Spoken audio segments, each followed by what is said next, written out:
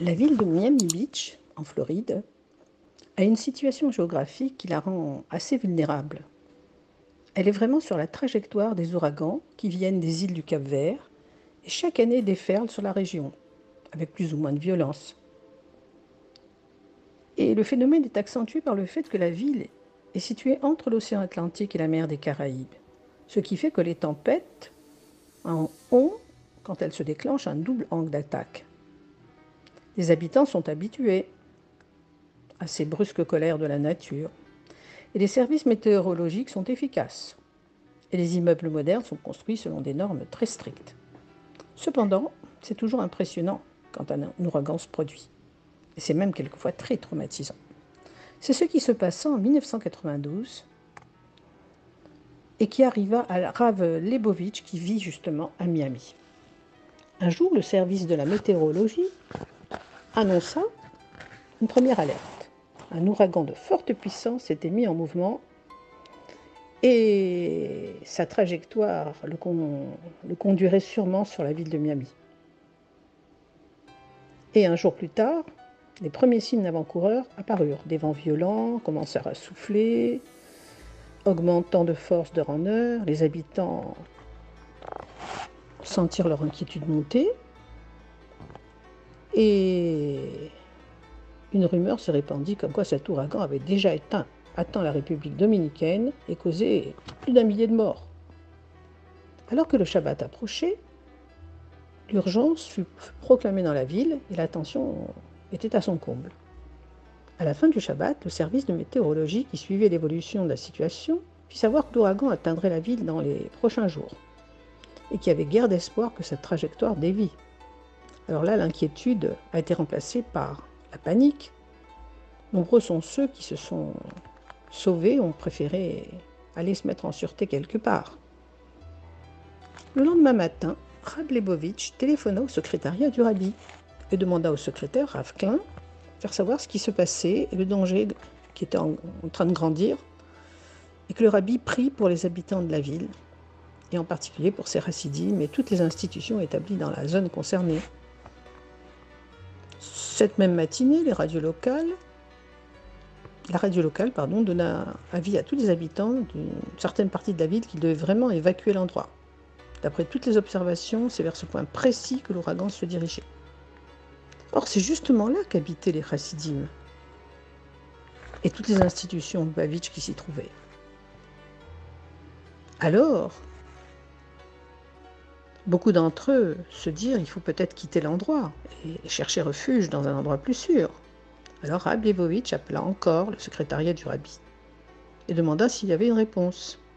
Rav Klein lui répondit qu'il avait mis par écrit la question, que la réponse venait d'être donnée. Sur la lettre transmise à côté de ce qui était écrit, le rabbi avait réagi en disant « Il semble qu'ils exagèrent ». Et Rav Klein ajouta « J'ai insisté oralement auprès du rabbi, je lui ai dit que les chassidim de Miami Beach étaient très inquiets.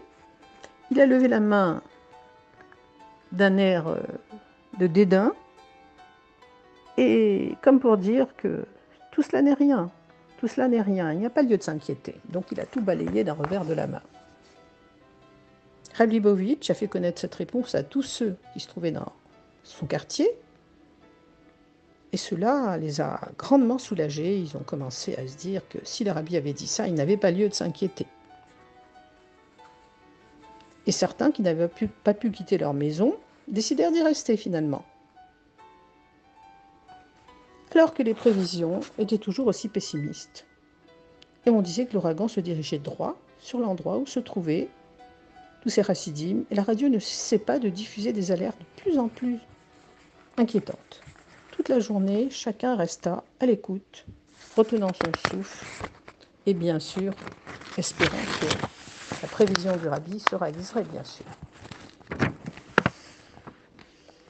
Et tout à coup, les messages se succédèrent de plus en plus, très alarmistes, très rapprochés. Et dans la soirée de dimanche, la radio a annoncé que selon ses prévisions, l'ouragan atteindrait la ville aux alentours de minuit.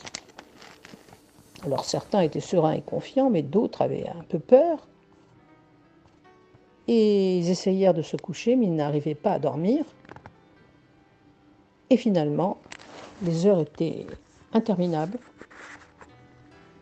Les gens ne savaient plus s'il fallait s'inquiéter ou faire confiance au pronostic du rabbi. Est-ce qu'ils avaient bien fait de rester? C'était pas une folie d'être resté sur place. Et pendant que au dehors le vent hurlait, les sœurs parurent interminables. Enfin, les premiers rayons de lumière de l'aube apparurent. L'obscurité s'est dissipée, le matin était arrivé, et l'ouragan n'était toujours pas là.